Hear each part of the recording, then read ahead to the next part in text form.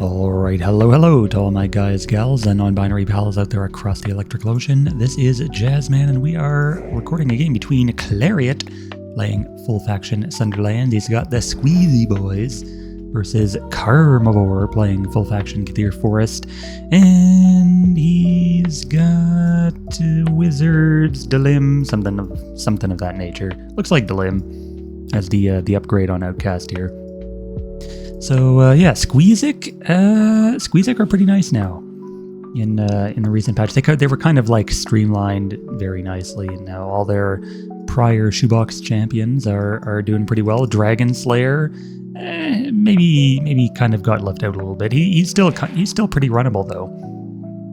Execute, just a good cheap body that contributes to the racial and does pretty good damage, rend, anti-healing, and all that jazz. And then Karmavore's got Tireless Harvester sitting at the font, generating some Nora, just floating around, being a little butterfly. And I don't know, maybe threatening contesticide font. The Dragon Slayer is eyeing that beauty up and expecting. Oh, an Enforcer of the Circle comes down too. Okay, so maybe Karmavore is thinking about some pressure on this side.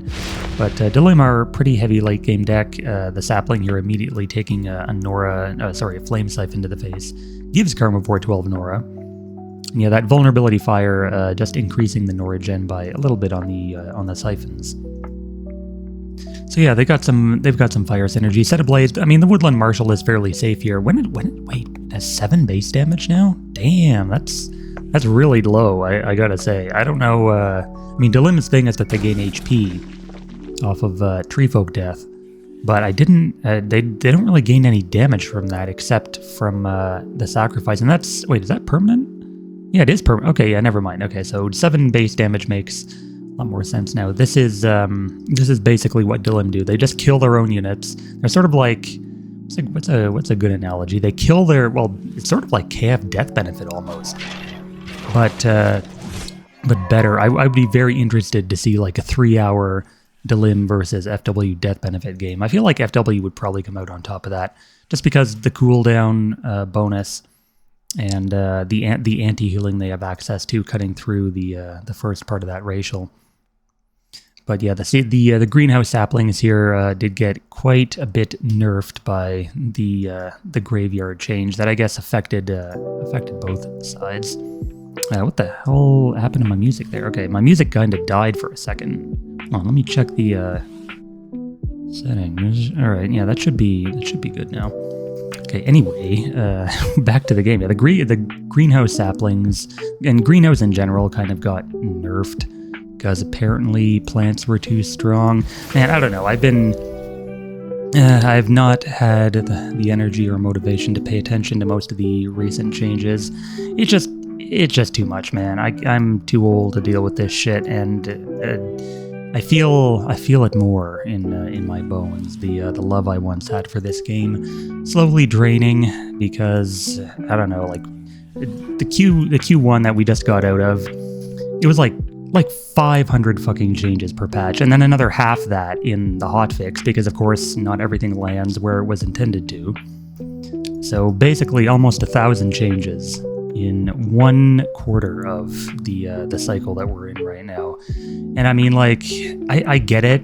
Like, people want the game to feel fresh, but I mean, there's a vote going on the Discord right now about how, like, when the Q2 should start, and one of the options is like 1 to 2 months from now, and I'm just like, bro, why would anyone want such frequent changes? Like, it's like you just had, again, almost 1,000 changes in this recent patch, and now you want 1,000 more? Like, why should I bother keeping up with all this crap? I mean, I don't want to go on a rant about this in the video. I want it to be focused on the game and everything, but it's a pain having to it's not interesting or enjoyable having to keep up with, like, relearn basically the game from scratch this whole time. I mentioned this in a previous video, and I'm not feeling it anymore. I'm feeling more and more that Alakami... Okay, so this is some constructive criticism, right? I've been on Alakami's case a bunch, and it's not really been... Some of it has been constructive, some of it has just been memeing around, as I'm wont to do. But I feel like a major problem with Alakami's approach is that he doesn't refuse people. And what I mean by that is he gets so little actual feedback in on the Discord, which is where most of the talking about the game happens nowadays, and in DMs and all that, that he gets so little actual like good feedback that any feedback he does get tends to be acted upon. And I feel like that's a problem.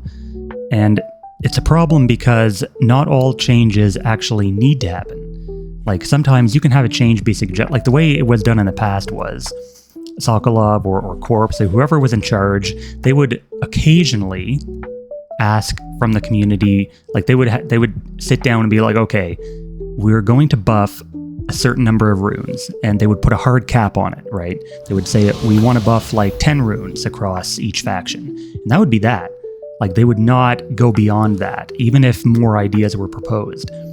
And the cap that was in place at that point prevented things from getting like content bloat, from getting out of hand, and everyone just throwing all their ideas into the mix and becoming too chaotic to handle, the game balance being thrown out of whack consistently because everything was changing so often.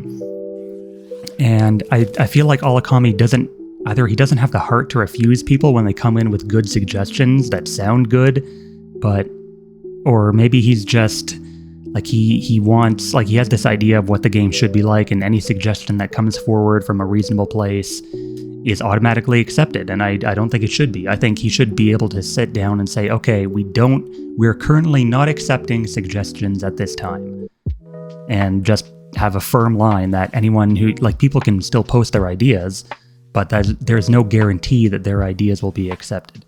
And even like, I think if he was more firm about that, and people would stop like suggesting every little thing that comes into their mind, like, hey, maybe this would be an interesting idea. And Alakami would be like, yeah, that sounds like an interesting idea, let's do it. Or let's try and find a way to make it work in one of the later quarters. And it becomes too much at a certain point. And I'm not a fan of that approach. I think it's more degenerative than is implied. But I mean, that's a whole, like, I could make a whole video on this topic, but I don't want to get too lost in the weeds. And we should be focusing on this gameplay. I mean, I expected this to be kind of a turtle game, like a really long one, just based on how Delim tend to play. And Skiza kind of waiting for power turns and whatnot, so it's why I kind of went on a rant there. But it seems like Karma barely... Oh yeah, he got the burn kill on the Dragon Slayer here, while I was rambling on. And I mean, the Vanguard, he's not really in a good position to get retaliated upon. You have magical attack. Forcer's immune with 7 defense right now.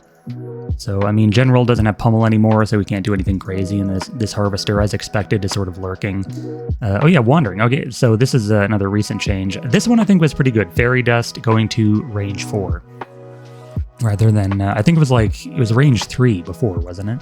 But yeah, the extra point of range, just to nudge it up in power to where it should be.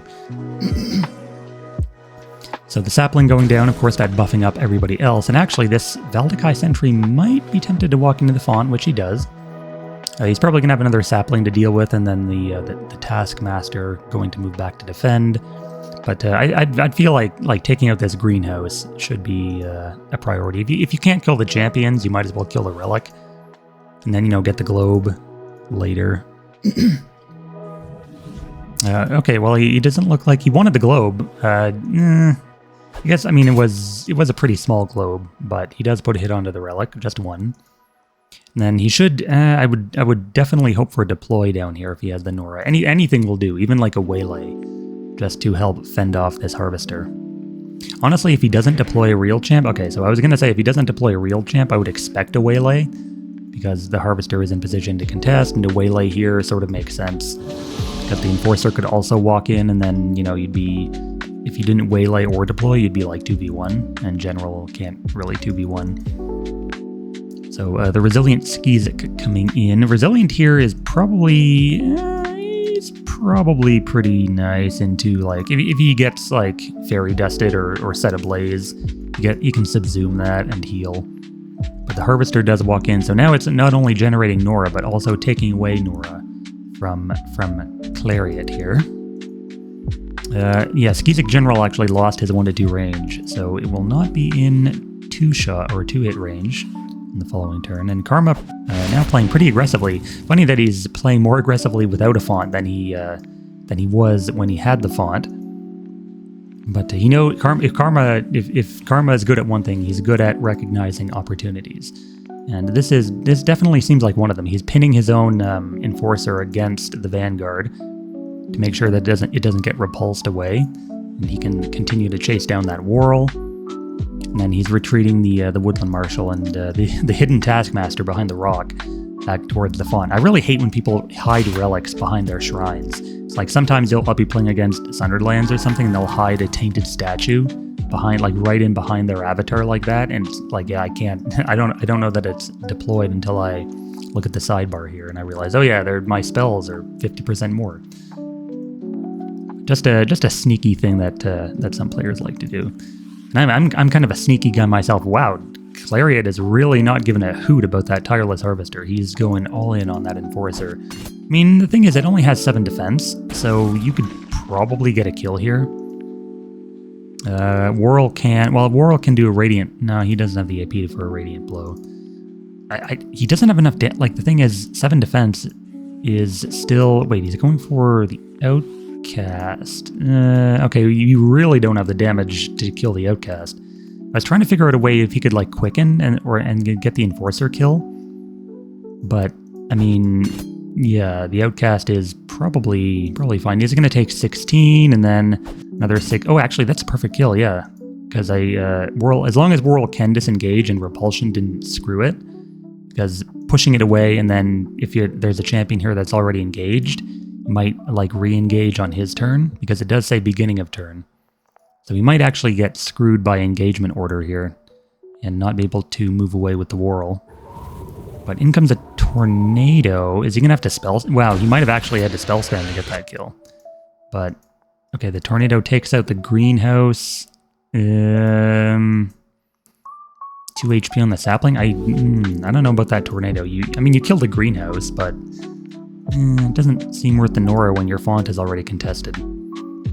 Does he still have Lead the Charge up on from his Vanguard? I would have figured an initiative deploy would be helpful here. In comes the Hive. Man, if he would have just tornadoed on the Outcast and then put down the Hive here, he could have got that kill, and I think that would have been more beneficial to him than taking out the Greenhouse right now. But I guess with both greenhouses gone, Karma's late game engine has stalled for the moment. So you can, yeah, I guess you can make the argument either way.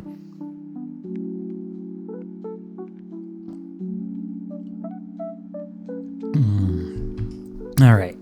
So here, Enforcer could contest with a Relic, or you could just, kill the Whirl somehow. 1 AP, you could do like a Swift Wind or Light as a Feather or something and get a double tap. And then after that, I mean, Outcast isn't long for this world. I think I might even favor like Flame Siphoning it, and then, to kill it and then grab the globe with Woodland Marshal, put up Flame Armor for defense. But it looks like Karma, he's gonna abuse the mobility from Light as a Feather here and then walk into this font and then kill the Whirl with the Enforcer using Dictate. Very smartly played, Karma. Better than what I could have came up with. And it even gives him enough AP to grab the globe. So that's very nice. So Klerriot will be left on 0 fonts. And I mean, his champs are really... Wait a minute, he didn't? Wait, what? Karma, the font is... the font was wide open there, buddy. Yeah, he had 5 AP, he could have just walked into it, but he did not... He wasn't feeling it, I guess. Instead, he healed himself instead. Huh. Alright, I guess. Maybe he figured that he needed the help up top more? Very suspicious. Maybe he was expecting a Waylay, and that's why he didn't walk into that font just yet. Always gotta be mindful of Waylay when you're against Skizik. Let's see. So what else? I mean, Klerriot's not in a great position, but I mean, he gets... basically control of mid-font here, general, like he needs a deploy over here for one thing, and this Harvester, if he's not careful, will take his side font. He's spreading himself really thin, probably relying on waylay or some form of relic control to keep his side fonts from being taken by Karma. I guess transfiguring is also an option, like you can run your avatar over here and haggle, but probably not ideal. And then there's the Alchemist. Okay, so initiative. No action potion, notably. Went for the double bomb approach, aka the Vex build. I kind of like for Vex to be a little more interesting than just a bomb spammer. But man, that Enforcer does not want to die. Even Vanguard and like the General with 17 damage, not able to cut through it. But that Alchemist, I mean, there's really no good way to defend here against the possible contest. Like, Karma can run in, probably get waylaid, and then, like, he'd lose his Marshal for not really any good reason. Like, if there is a waylay there, then Marshal is one of the key pieces to his late game engine. Now that the greenhouses are gone, it can summon saplings, you can sacrifice them to buff all your other Delims, so probably wants to keep that guy alive. And, I mean, now, like, yeah, he probably has to make his way back to that font. The Marshal is the only thing that can really get there. I guess you could send the Taskmaster over. And then swap the Outcast Delim. Delim himself taking the field. But Karma, yeah, being bold now, not fearing any waylays. And the sweep actually allows Enforcer to walk in. I mean, the Enforcer's dead on the following turn. There's really no two ways about it. But with Tireless Harvester actually being MVP of the game right now, taking down that banner. And man, Klerriot, yeah, he must be really feeling the Nora pressure right now. Karmavore kind of has him on the back foot in that regard. Now that the sentry is down, and then Taskmaster and then Delim making their way towards mid.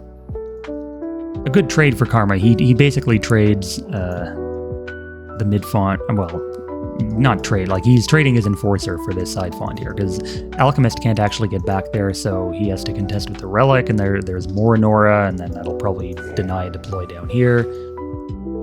Harvester not quite able to take out the banner yet, but I mean, imagine, like, I'd imagine Klerriot having to send at least the General back to deal with this Harvester. And then meanwhile, like, Taskmaster contests mid, and an Escape Magic actually... Ooh, that was a deadly Escape Magic. So here, the issue now is that the Enforcer will be in this font, because it's Karma's closest deployment zone. So Escape Magic saving as the Enforcer's life, and then adding some reinforcements to that skirmish on the left. Very nice. See, the problem is that Skizik really tend to fight better as a unit. And this kind of goes for most Sundered themes. Like Draxar tend to favor that strategy more, but like Skizik, they really crutch on the Warcry and on their racial. You know, they only have a few champions like the Scoundrel that can actually fight. You know, that are actually really good in skirmishes, like small side skirmishes. They have the Filcher that was recently buffed as well. They can do a little bit of that, but their main power comes from like just going in and power turning with like March and stuff. And I'd always run Action Potion on the Alchemist. I think the bomb approach is not as important. But here, Wood Elemental coming down, and wait, Wood Elemental has Chuck Wood, so he's basically throwing a piece of himself at the Skizik. I guess it makes sense. Vine Whip, Pummel. Man, this guy got some really weird changes after his old build. His old build was like 8 speed and like 90 Nora, and Transplant wasn't nerfed. But he seems like a pretty good champ now. Pummel, as long as you don't distract him, you know. But then he just respawns at the nearest plant and then triggers all your Dilim racials when he dies. So yeah, Tireless Harvester definitely paying for itself, and Klerriot, like, he has no good outs right now. Like, his fonts are always going to be contested. Like, his only real play was taking control of mid, but then the sweep and the Escape Magic happened, and that kind of ruined everything. So, I mean, here you could maybe get a kill on the Taskmaster. Dodge is up. He's going to have to bomb his own champions in order to do it. Yeah, he's just literally going all in on mid font right now. He's like, gotta win mid. I gotta win one font. Meanwhile, Karmavore is taking control of the entire map. while he does that. This is like tunnel vision to the max. Like you really gotta keep focus on all of your fonts. I mean, mid font is important, but if you lose mid at the expense of keeping your other side fonts, I mean it's probably worth it just to give up mid at some point. And yeah, Karmavore understandably takes the game from that point. So well played to both, and we'll see everyone in the next one.